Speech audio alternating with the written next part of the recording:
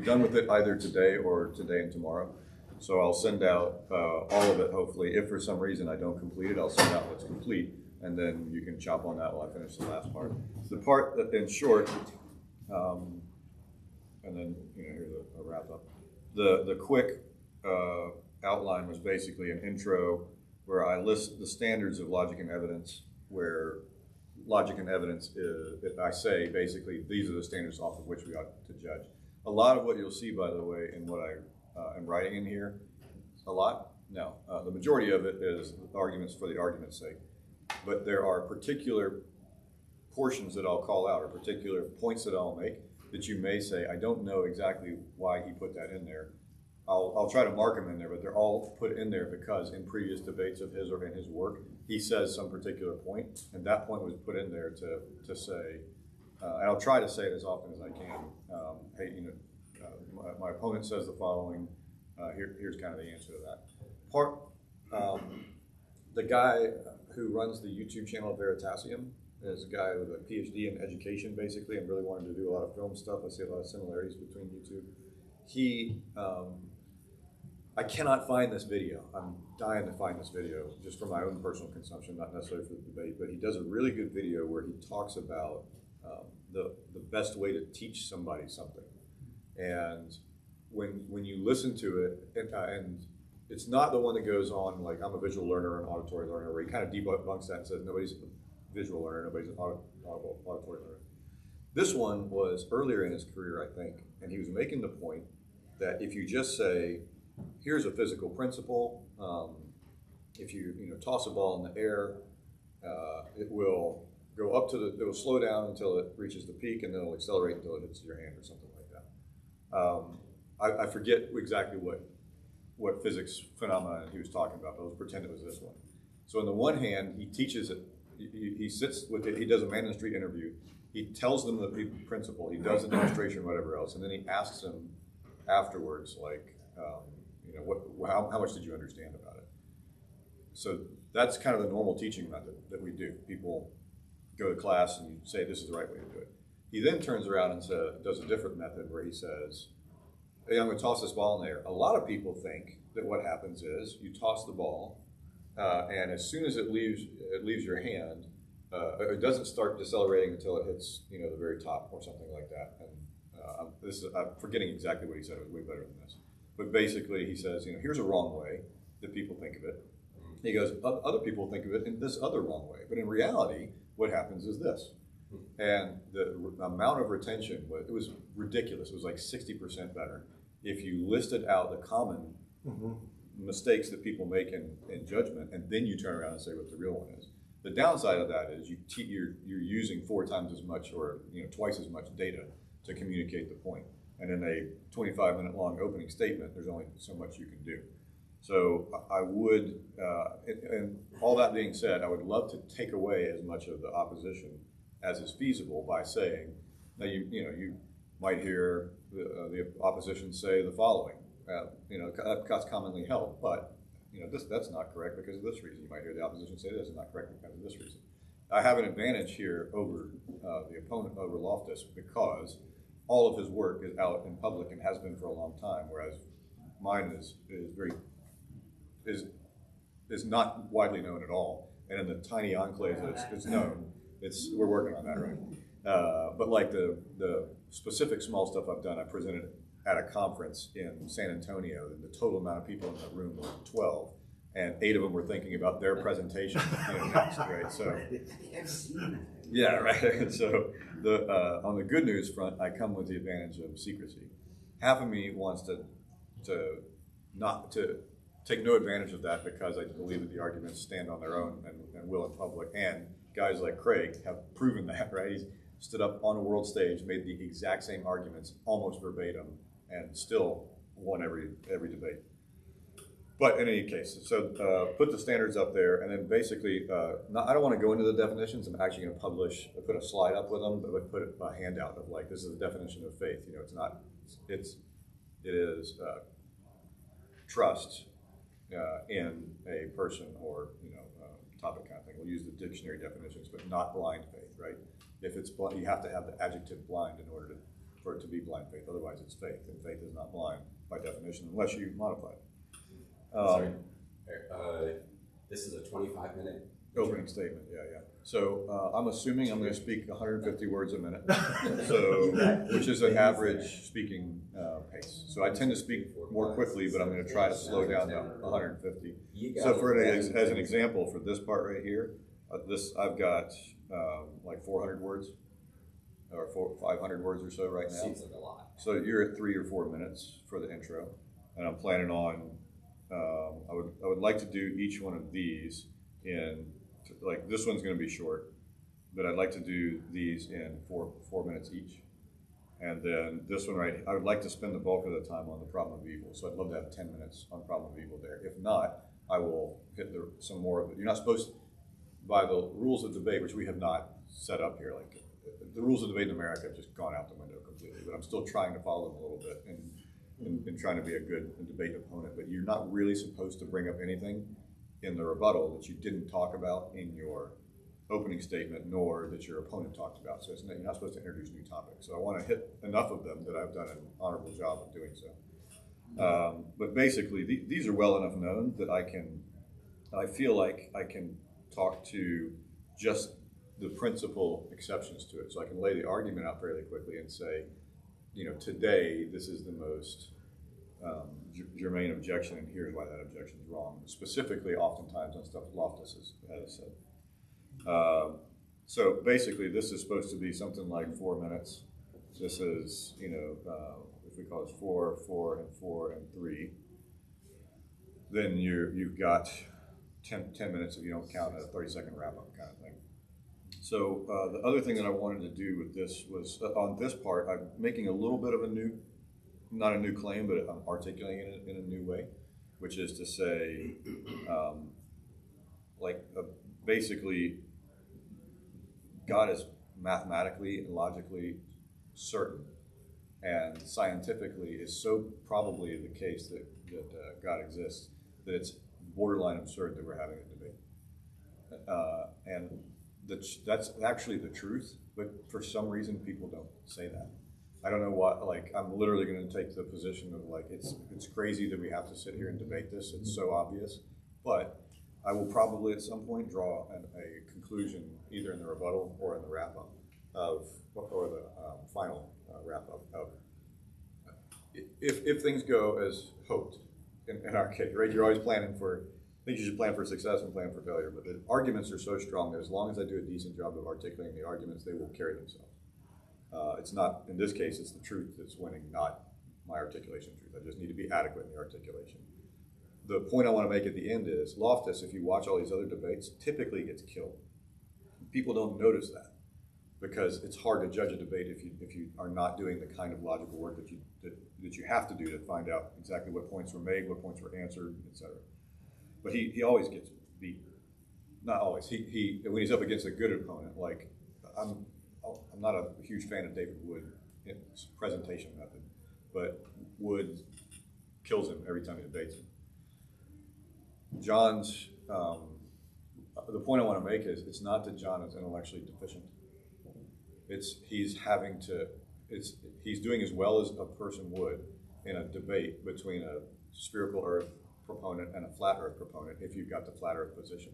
Like, you can be as clever as you want, you can use all the evidence you want, but at the end of the day, if your spherical Earth person is doing a half-decent job, you're going to lose on the merits, right? So don't, give John the credit. He probably will do a better job than I would have done in his position. I was notoriously bad in mental debate on taking a position I don't believe in, because I'm like, I have to lie in order to win. I'm not willing to lie, therefore I'm going to lose. So I can't do it. But the point I basically want to get to is, if it's the case, I'm planning on keeping an actual scorecard, which at the saying here's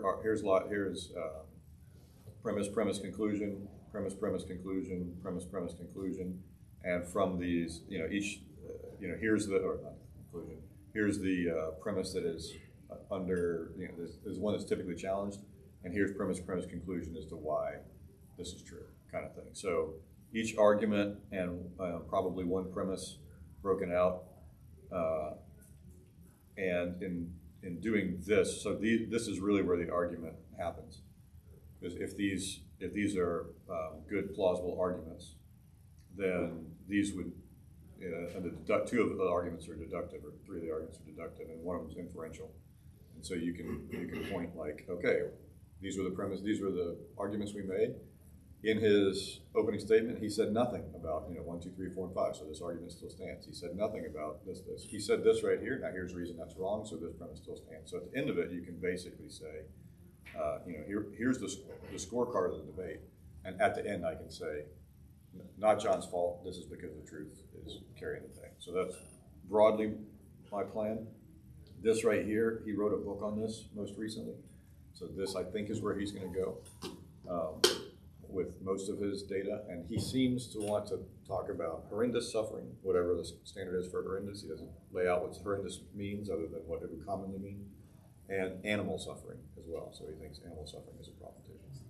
Yeah, so he's fond of saying things like, there's no reason for this. A good God wouldn't have any reason for this, and I'm planning on breaking out. There's 4 reasons for this, 1, 2, 3, and 4, and all of it fits into one or more of these 4 categories.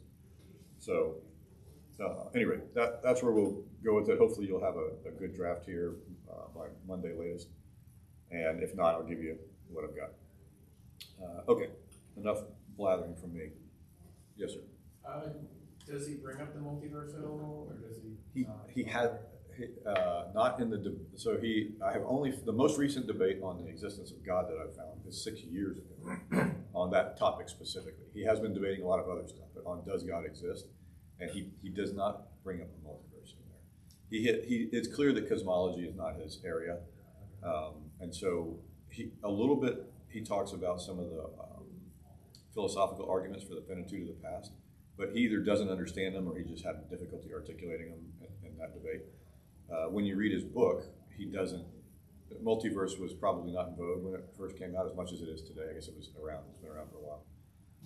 So in short, I think one has to talk about the multiverse, but oddly, he had not brought it up in that debate. It's almost like he takes the position of already, he does this frequently. So his position on the ontological argument, this is nuts. I mean, it's not nuts, it's predictable. On the ontological argument, he says Kant basically, refuted it by saying this, and he goes, and Hegel later comments on it, and then planting in whatever else. You're like, yeah, Hegel completely showed that Kant's objection didn't go through, so he just skips it.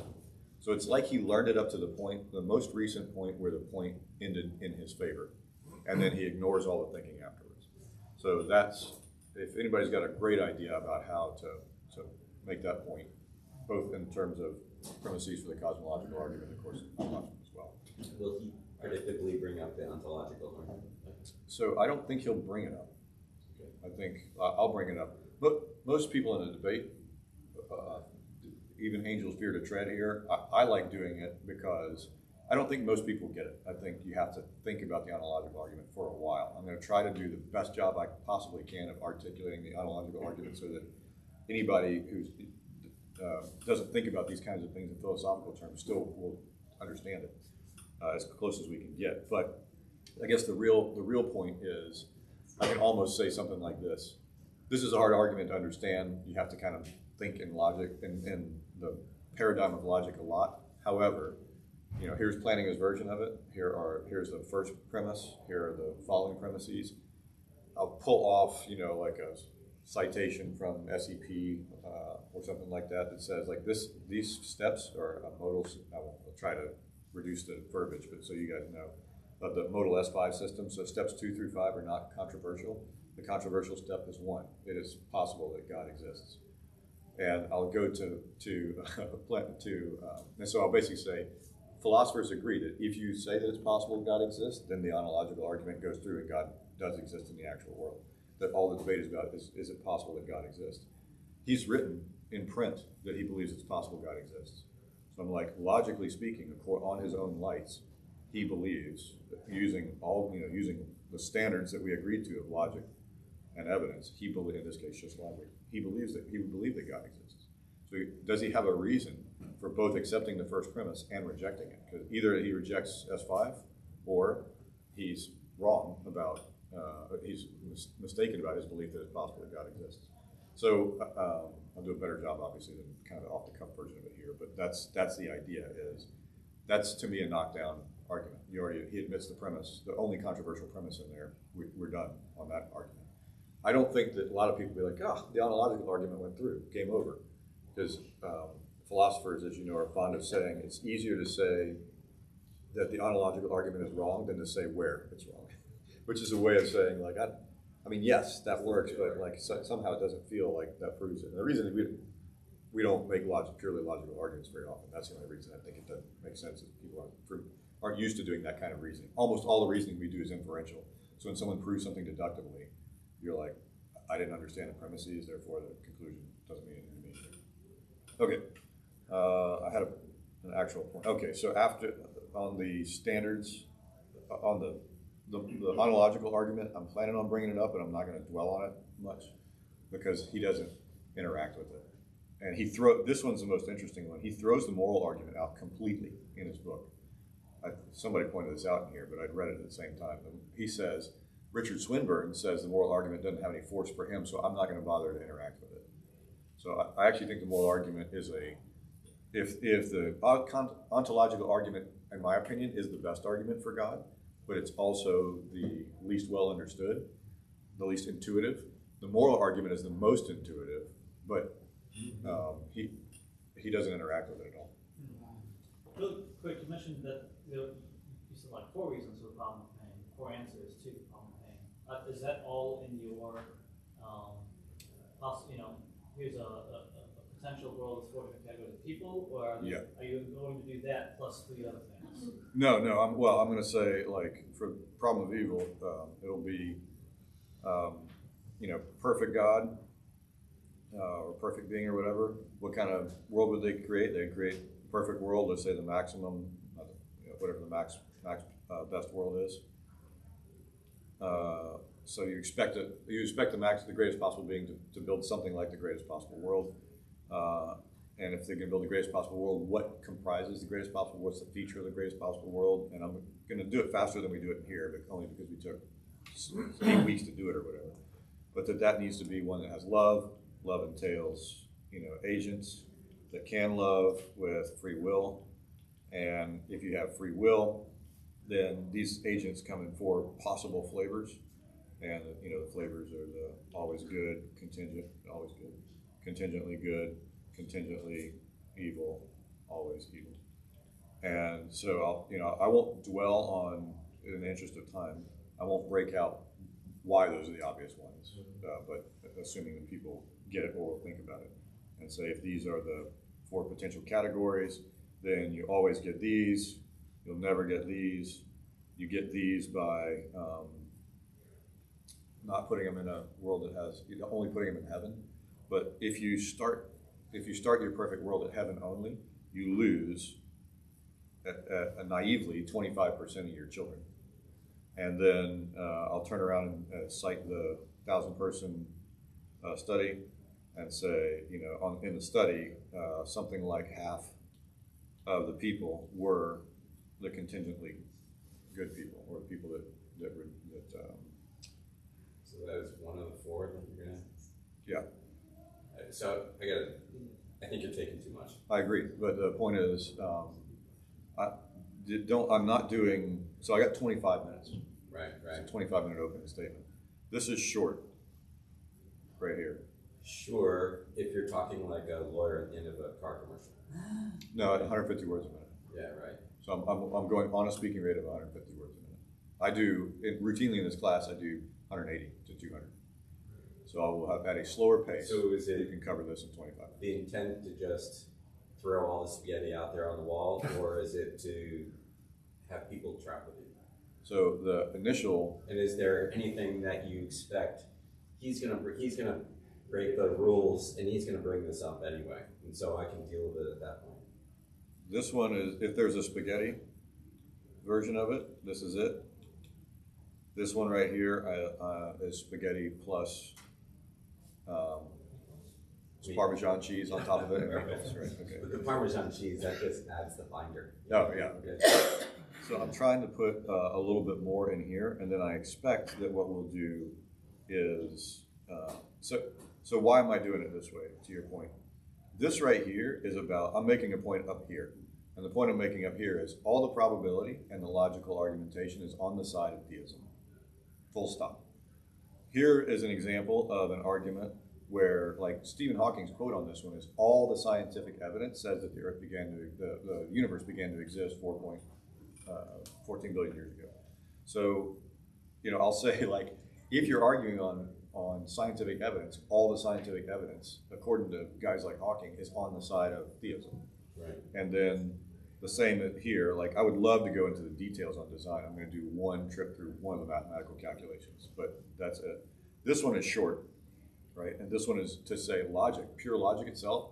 There is a pure logical argument for God's existence. There's not a pure logical argument against God's existence, except for people who don't understand the ontological argument say that the ontological argument works for an evil God as well. That one is as simple as possible to refute because an evil God is not maximally great. You know exactly why he's not maximally great, because he lacks the property of goodness, which is a great-making property. So all the logical evidence is on the side of this as well. So I'm trying to say, if your standards are logic and scientific and empirical evidence and scientific evidence, all of it is from a probability basis and a logical basis is 100% or 99.999. Write all the nines you can out to every atom of the universe. That's how certain God's existence is. So let's not hear anything about the scientific evidence is not on God's side. The scientific evidence very much is on the side of the existence of God. The logical evidence is on the existence of God. Where people have problems with it are they feel like there's too much evil in the world on it, and that's where we go into this and say, but if your standards are logic and scientific evidence, you should have no question whatsoever. If you say, well, emotionally I'm not comfortable with this, hey, I think that's a reasonable point that people have not articulated done a good a job as they can articulating why the world that they see is the world that is the best possible world. Like if you're going to claim that this is the best possible world, everybody's like, no, it's not. I can imagine one without the Holocaust. That's got to be better than this one. But if you're asking, you guys have heard this, right? If you know the purpose of the world, and the purpose of the world is lose no children. Like if it wasn't, I would love to say leave no child behind, except that has a different connotation. Now you were talking about supplying like papers that kind of had a track with what, so people can look at it maybe while you're talking. Yes.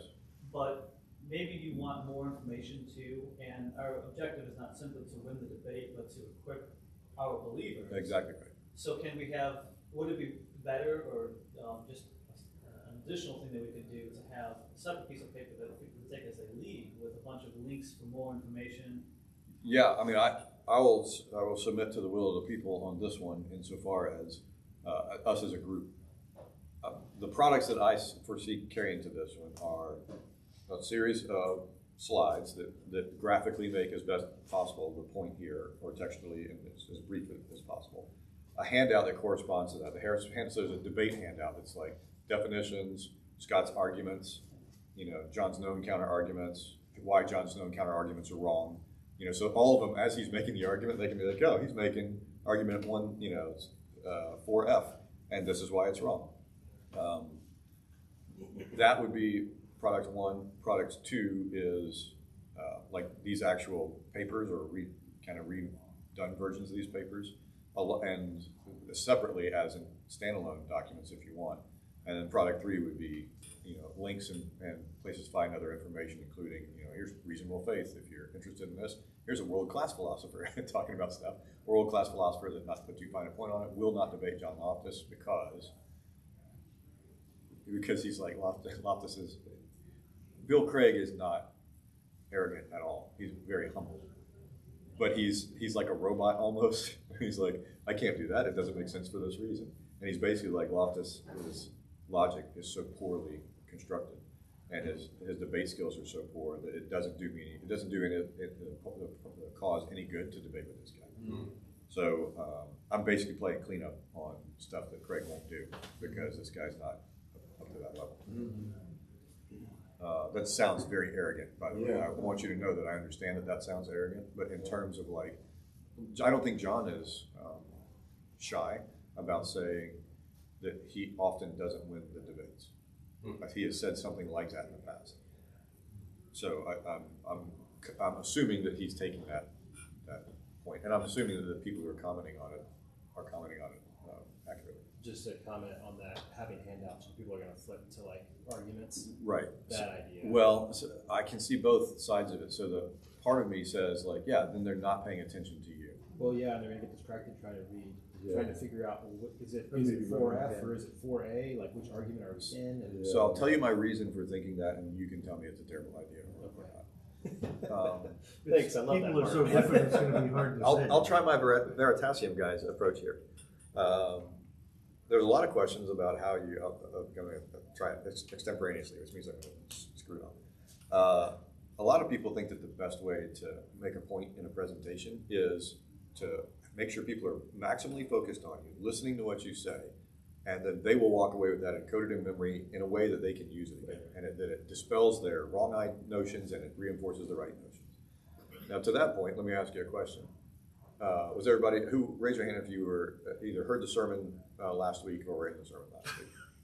Okay, what were the main points? Right? Yeah, I knew that was coming. Right. So people like literally will walk right out of a guy that they love, that they know speaks the truth. They come back on a weekly basis and cannot tell you sometimes even one of the main points. What do they mostly remember? Well, I remember he told a story about, and they put it in either a humorous aside or a key story, and like I think the point was X. It turns out that all when we leave, the other part of his Veritasium thing is when you rate how confident you are that you know the point, people are wildly overconfident that they understand it. Sure.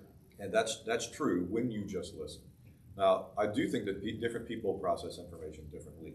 So, as an example, I am such a contrarian that I do my best. This is weird. I do my best thinking about a topic, not when I'm in silence working on it, but I'm listening to somebody else talk about the point, pro and con. And as soon as the person brings up something I disagree with, I start thinking about that. And then I'm gone for 5 minutes or 10 minutes, and I come back to it. But if I turn it off, I don't think as well on it. It's almost like there's some weird part of me, maybe not so weird to y'all, it's like, if he's saying that, I'm going to prove him wrong. And you're like, yeah, Scott, it's called being a jerk. And all you're doing is telling me that you're such a jerk, you have to have somebody else in the background that you're ignoring in order to be able to process it. You're just doing this all in your head. Right, but now I'm talking about it. Okay. So there are going to be people, if I were in the audience, it would be better for me to have the handout, because as soon as I'm thinking, well, that's not right, I could flip to 4F and be like, oh, okay, yeah, that was what I was thinking. Oh, I see how he answers. Well, that's not, oh, okay.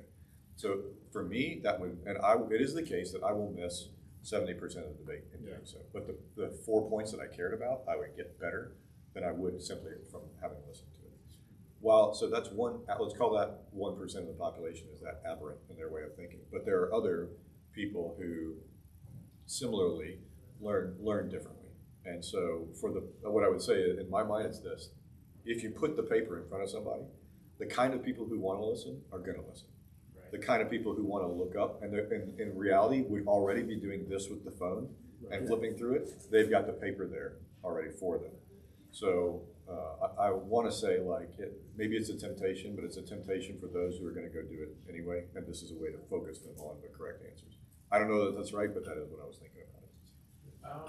What I've encountered a lot, including like Hawkins, is that they're anti-realists for logic. Yeah. And that they think logic is like contingent in the small scope, and like once you get to the start of the universe or like quantum stuff, it's like, oh, like we can't apply human logic to that. So it's like every logical argument I can ignore, and I can just say that there's infinite regress and there's no problem because it's outside of our logical understanding. Yeah, and I'll probably just bring up taxi cab fallacy to that one and say, like, you can do that if you want, but what you can't do is do that and still say that you're making your decisions based on logic and evidence. If what you're going to say is, I make all the decisions except for the ones that matter most based on logic, that's not being consistent with what you're saying. Now, what you can, that would be, but then that's obviously absurd. Well, they exclude like start of the universe from like logic. Right. In which case, I would say then. You may do that, but then stop telling people that you make your decisions based on logic. Because you just said yourself, I'm not making, my beliefs about the beginning of the universe are not based in logic. Okay, if you're going to say that, fine, but stop telling people the opposite. Yeah, that's the toxic Could I Yeah, share yes, some please. thoughts? Yeah, we have some. Yeah, he brought thoughts knowing that the likelihood I was going to show up. Often I fall asleep in the recliner watching TV, and I wake up 5 in the morning, go to bed, but I wasn't sleeping. So this is This is how you know solid ground's got to you. I can't sleep. We'll think about solid ground. Right. So I was thinking, the thoughtful atheist has two difficult problems that elude a rational explanation, at least materialistically.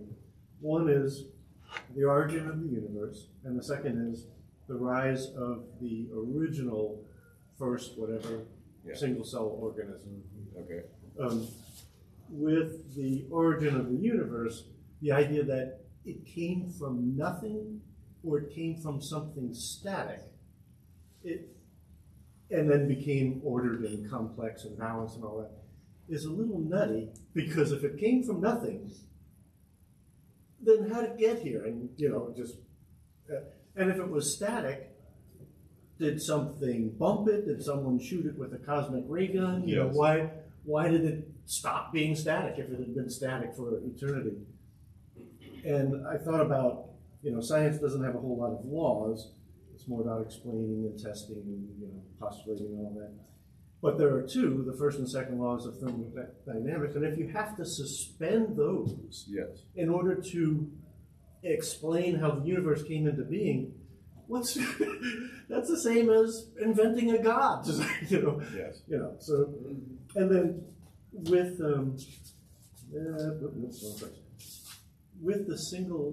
the first single cell, I think about all the things that had to come together at one time to make a single cell that functions. First of all, it needs walls. Yes. It needs a wall. It needs gates in the walls to keep out the bad and keep in the good. Yes.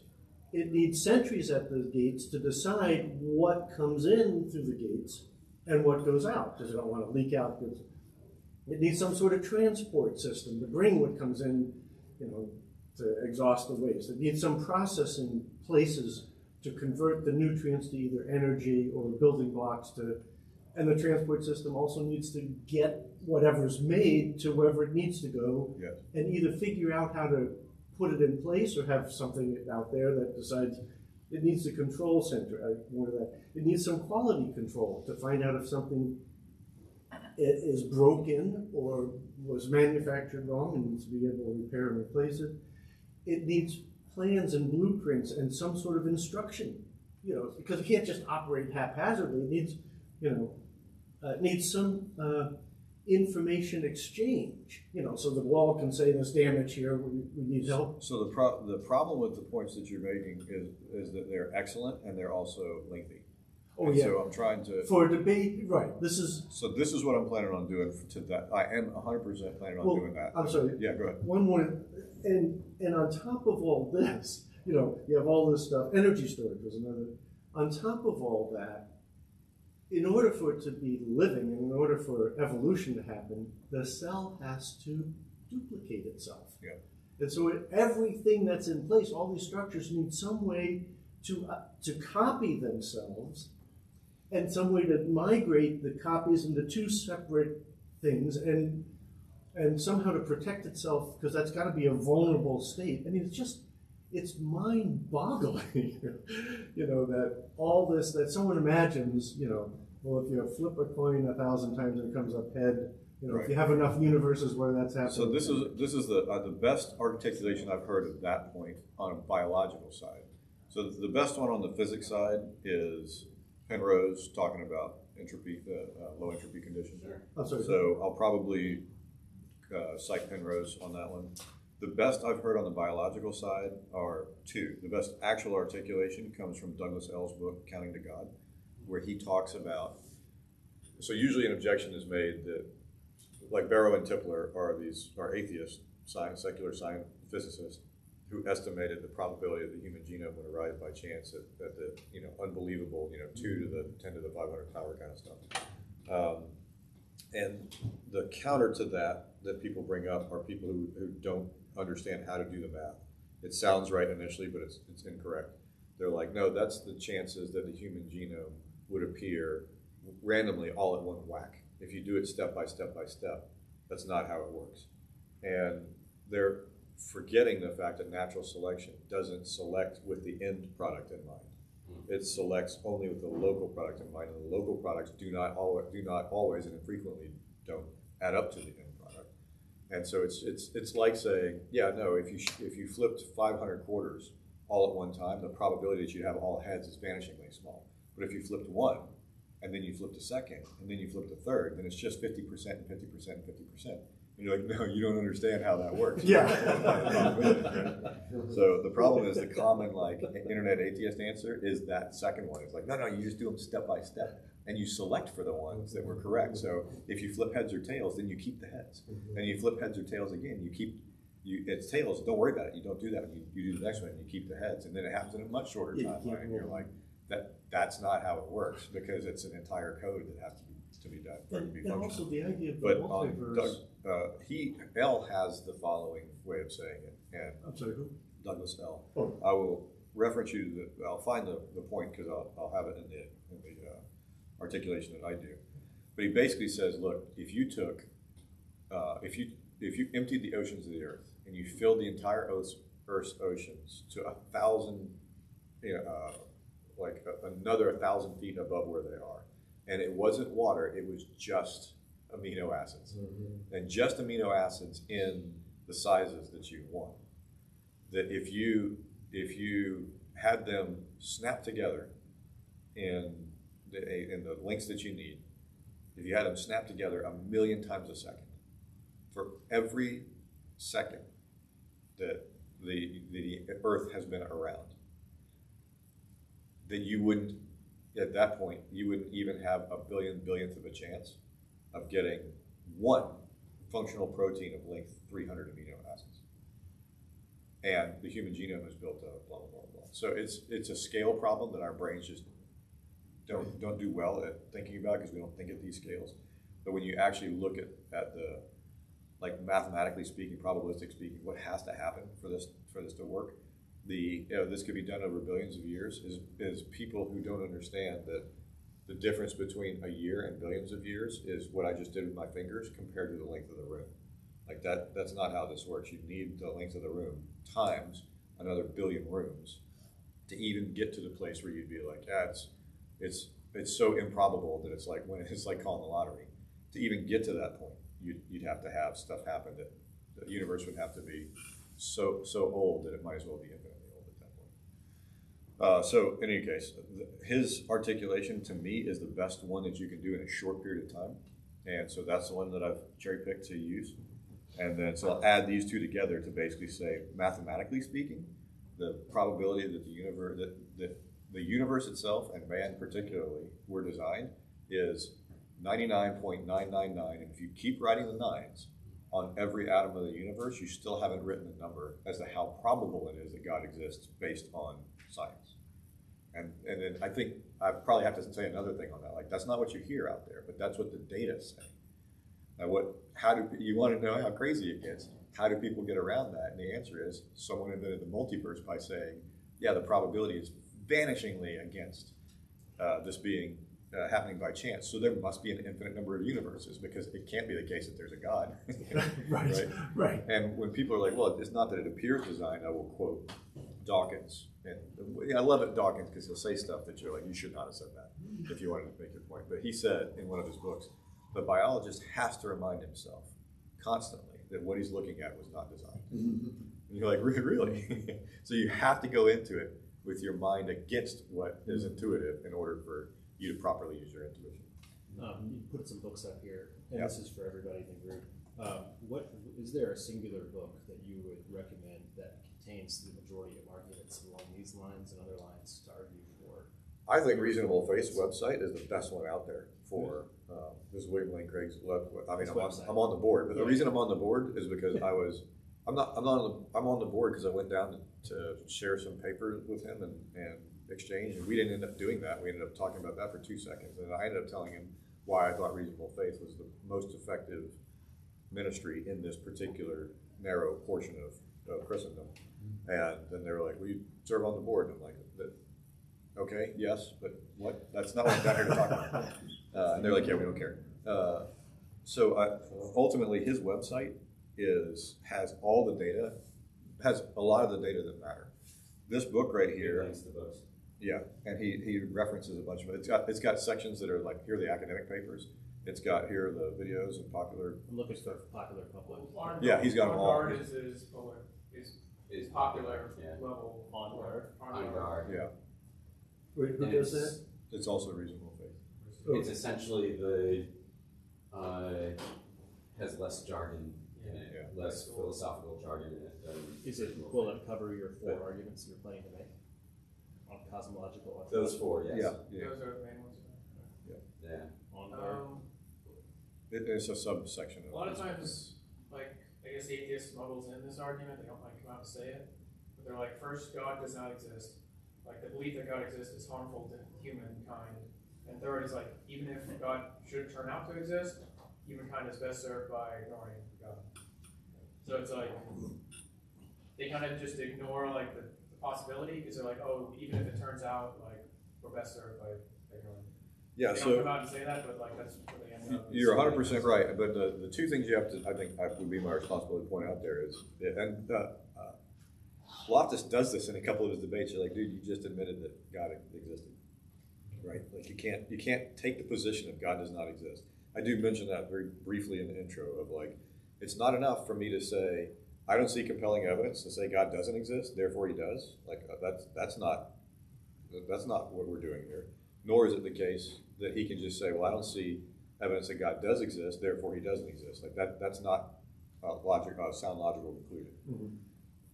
He goes further and basically admits stuff that you're like, dude, if you just added A and B together here, you get C. So to your point, I think what you have to point out is, number one, there is no that admitting the possibility that God exists and just saying it's improbable is not the same as making an argument that God does not exist. You have to say why it's improbable that God exists, and those have to be good reasons. And then, again, with Loftus is already published. If he sticks to his published works consistently, he's already admitted the ontological argument. He just doesn't know it. He has not argued effectively against any of the premises of the cosmological argument, because the few things he does bring up are not either accepted by consent. He appeals to consensus frequently, but he'll on the moral issue, he'll say, well, there's a consensus that we just don't murder, and so therefore it's probably true. And they're like, okay, John, if the answer is there's a consensus among humans that X is true, murder is wrong, then therefore it's probably true. John, 80% of the people in the world believe in a God. So, and most of the remaining 20% are not atheists, they're Buddhists, who basically believe that something like the universe is God, if not a personal God, or this one consciousness that's all of it. So, like, if it's the case that if most people believe it, then it's probably true, then you just said that it's probably true that God exists. So, which one of those do you want to deny? The principle or the conclusion? And people just don't, inexplicably, debate opponents don't hold him to that. But I hope to be relentless enough of like, John, we're in the conversation phase now, buddy. You got to answer the question. And I think that's maybe difficult to do, but that's part of what I would do. Yeah, I've seen Craig had a good, I guess, example where the atheist is like, when I don't see evidence of it, like I can reject that. The claim that it does exist. Yeah. Where like the atheist will say like, oh, there's an invisible elephant in this room. And it's like, oh, I can like reject it without like thinking about it. Yes. And Craig's response is like, oh, if I claim that there's a housefly like in the room somewhere, it's like, can you reject that offhand? It's like the difference is that with the elephant, we would expect like damage to the floor or like some kind of sign that we don't see is evidence that we think it doesn't exist. Yeah, Alvin Flanagan makes this exact point by using a tent and a bear and no-see-ums, the tiny little insects that you can't see, is why they call them no-see-ums. They're so small. Annoying little. Yeah, they'll still bite you, but they're tiny.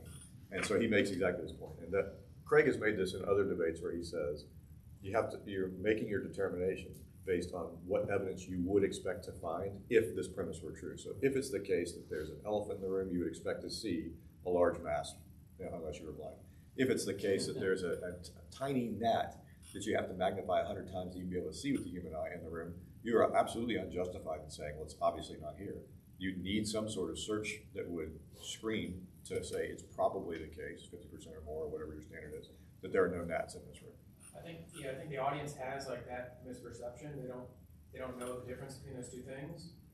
And I guess the atheists, they use like the problem of evil as like, well, this problem of evil is like the sign that if there's God, we would see less evil. So therefore, yeah, that's exactly right. And so what I'm hoping on to show here in this is like this world is exactly what you would expect in the filtering phase. So remember this, where was I doing this? Yeah, this ends up going towards like you need a final phase and you need a filtering phase. And so what we know, we're not in the final phase.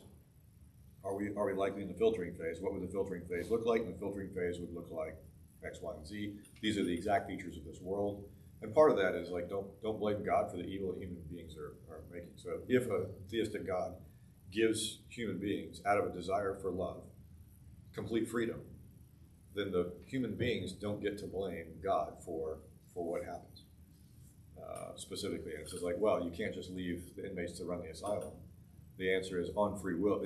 I'll go into why, but as we all know, the answer on free will is you do have to let them run the asylum, especially if they don't realize they don't believe that they're in an asylum.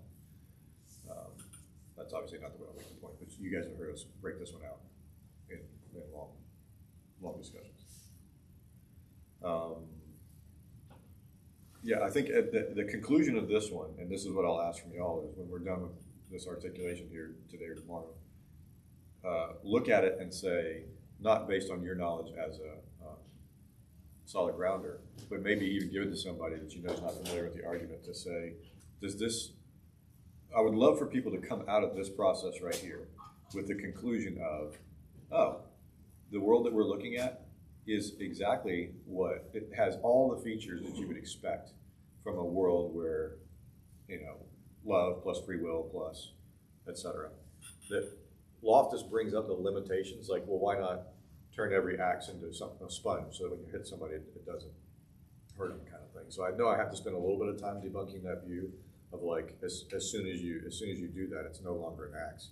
People no longer think you can kill anybody with it. So ultimately, if you're saying it's a world where people are not allowed to do evil, then where do you stop that? And if the answer is you stop it right when they think it, I'll get to the point, and this is what I despair of making, to your point of whether this is too much to pack into one point. Yeah. You have to do a little bit of talking there of the four reasons of why you have to have evil in this world. One of them is the demonstration to each person that you're going to exclude from the world, why they're excluded. So if God just created you all, sent you all to heaven, he was like, Dan, you were going to be a really good dude, okay? So come on in. Mark, you were going to kill 6, Mark, you were also going to be a good deal. Adolf, I don't know how to tell you this, but I'm just going to say it. You would have killed 6 million Jews, murdered them in horrific ways. Like, so you're going to hell. And Adolf would likely have said, no, I wouldn't have. Yeah, prove it. And he's like, I'm God, trust me on that one. He's like, if you don't mind, I don't trust you. Like, show me. And then he shows him a video of him doing it, and he's like, doctored. Yeah, your deepfake video fails to impress me, right? So at some point, you actually have to, one of the major things that's being done here, one of the reasons is, this is the evidence that convinces not only the person who is guilty that they are in fact guilty, it convinces the other people who are interested in justice that they were not wrongly condemned, right? So when someone throws, even Christopher Hitchens, who rejects morality all over the place, throws, will throw Hitler into hell with no problem, right? And you're like, but why, Christopher? And his answer is because of what he did, right? Nobody wants to throw Nietzsche into hell, right? And a lot of the idea of the Superman was Nietzsche's idea. He did not also say, footnote 7, please kill all people who you think are at the other end of the spectrum here. But ultimately, that's the way that it worked. Yes, sir. 4 minutes. 4 minutes. Thank you, sir. Thank you. I apologize to everybody because I'm not regularly here as intender, but I just want to talk about this event that's coming up. Yes. Do you have somebody? I mean, I have some ideas. Shoot. That's what we're here for. All of this has technically been in that exact category. The debate being. No, I'm talking about like the event. Like, do we have people inviting people? He's talking about the mechanics of how the event is run itself, rather than the substance. Here's one of my thought is that we have local colleges, high schools, and churches as three major areas to reach out to like invite people. Yeah. And so college debate clubs, private high schools, particularly Christian high schools that have people that are thinking about that kind of thing. So let's stipulate something. So here's the debate in total. Here's the substance of the debate, and here are the mechanics of the debate. Where the mechanics include not only is it how they're being administered, but also like how are you getting audience there and all that kind of stuff. Yeah. The group in here is only thinking about this. This right here is, well, with the exception, like Eric back there, he's very much has to sit with a foot in both. So Eric is an example. He's in this. I would also put him on this side. So do we want anybody to be Summit. in mechanics? Yeah. So Travis, if you have Travis Larkin, if you have any thoughts about this or want to deal with this, feel free to tell me and I can advocate to them. But like, there are people who are going to be way better. We've got to do this portion of it and get this exactly right as much as we can. I see. And so I'm leaving this to other people. And part of the reason I'm leaving this to other people is a probably wrong belief that the impact of the subsequent products will be greater than the impact that goes on here. But that's a silly, I recognize that's not good thinking, because often people who attend something physically in person tend to think about it more deeply and has a deeper personal impact.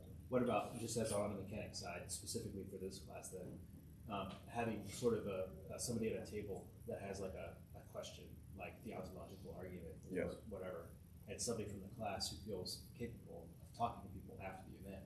Oh, yeah. Can be sitting there and like, it could be like ontological, you come talk to like, I don't know everybody's names, but show up. Go out to the table and you'll be like, here's the moral argument table. Here's the argument table. Exactly. People can go over and they can like talk to the person and say, hey, I see this argument that I have X and such, and then they have somebody they can talk to. Yeah, I don't think anybody would be interested in doing that around here. Like this is oh wait, no. Yeah, I mean, yes. Post-debate Which is popular. So part of what's also been brought up is, and I'm not 100% clear on this one because I may be traveling a day or two after this debate, and if that's the case, then what I can't do is the immediate follow-up, and next day or week kind of thing. Is it going to be recorded? I think so. I expect it would be. The previous one was recorded. I assume this one. Yes. So what do you guys? Or, as Eric would like to say it, yes. So I think what I'm trying to say is I think there's opportunity for both, and if anybody in the group wants to get involved in like trying to help the event on the mechanical side, like yes, I think you should push that. I think you should. Can you recommend a point of contact for putting these ideas together? I'll be the point of contact to put it together. Okay, Thanks, Scott. Yeah, you're welcome. No, That's what you get for bringing it up. feel free to bring it up to Dan. But to Dan's point, Travis Larkin is the guy who's at least coordinating the mechanics of it, and if it is not he that can do this, I would say if it has anything to do with video product, talk to Eric. Eric is 100% the guru, and if I just listen to Eric more, everything would be going better around here. These guys right here are the ones putting on the debate. So ask Summit or Travis L if you've got ideas that you want them to follow up on. They've got people with with feet and wills that will go out and do stuff. So, and if it's I mean, I'm happy to do it too, but they're already there and doing it. I'm trying to focus principally. the high school and college debate classes or whatever, that's a great idea. I mean, that's really the target. That's what you want to kind of. Well, also They're the kind of people that would be more interested in. just send an email and have somebody be willing to call some colleges to 2 emails and focus. Okay. I don't think that we're on. I think we can go to 10:15 today. I've not been notified that we're on a 10:10 schedule like we were last time. But thank you. The notification will be the sound of the door. Yeah, right. If I'm mistaken, the door will open. Okay. Any last comments? Before I forget it, assuming we run close to the borderline on time, there is. I will not, with your permission, I will not be here next time. So let's interact electronically back and forth. Of course, feel free to come and solid ground without me here facilitating. You guys do a fine job of that as it is. Probably better. I wouldn't know because I'm not here. But I will be, I was involuntarily made a head coach of my son's 10U hockey team, and the tournament, end-of-year tournament, end-of-season tournament is next weekend at Haymarket. So. Based on your vast experience. We're gonna get absolutely murdered. Look, we have won the conference, So we're the 10U North Conference, where we have beaten everybody but one team, and we beat the other teams badly enough that we're number one, which puts us in the bracket with all the winners from all the other conferences. So we're going to get slaughtered. I'm trying to prepare the kids for the character lesson. It's going to invariably happen. Isn't winning the most important? Now, if it is, then we're not going to do the important thing. Right. It's going to be a character building experience. Yes, sir. Feedback. You always have something good to say. I'm looking forward to it. Okay. And I like the ideas of the reaching out to colleges and things like that. I didn't see that. Yeah, I think that's a good one. What's You're the right. definition? This is a lot. And It's sort of so biased. think about this. If we got to cut something, what and where? What's If your definition of anything, math? and you want to bring in those Not a. four- I wrote that wrongly up there. I meant to say that if there are definitions also separate point. I'm claiming that our standards here are that logic, math, and science are all on the side of. That was a separate point. Break. If anything, you want to mention things just so that you can bring it up later on. I would just take those four and say, there are at least four arguments for this. I'm going to focus on the argument for evil, but they would be X, Y, Z. That's three. Yeah, to your point, I can probably do a less than beautiful job of doing these right here by saying these are talked about so often that I'm going to treat them briefly and just name them. And I'll say, And then here they focus are. on them. Here's the argument. Here's the controversial premise. Here's the most recent objection to it. Here's why the most recent objection is wrong. There's more to say on this one, but these debates have been done. The difference being, what I would like to highlight is, people never walk out of those debates and say, all of these arguments went through, and yet I'm not changing the way that I think about it. That there's got to be a time where I make that point, and I will probably do it in rebuttal and or conclusion. But So that's what I'm sort of, for just me, yeah, it would be better to casually name some things and expect to deal with it later, and then focus on your main point during that open. I'll do as much as I can with my honest belief that I have to mention it. So I can't just be like, there's an ontological argument and then bring up the ontological argument. I have to make the argument. I can't just name it. Okay. It's not a short. Who's producing these?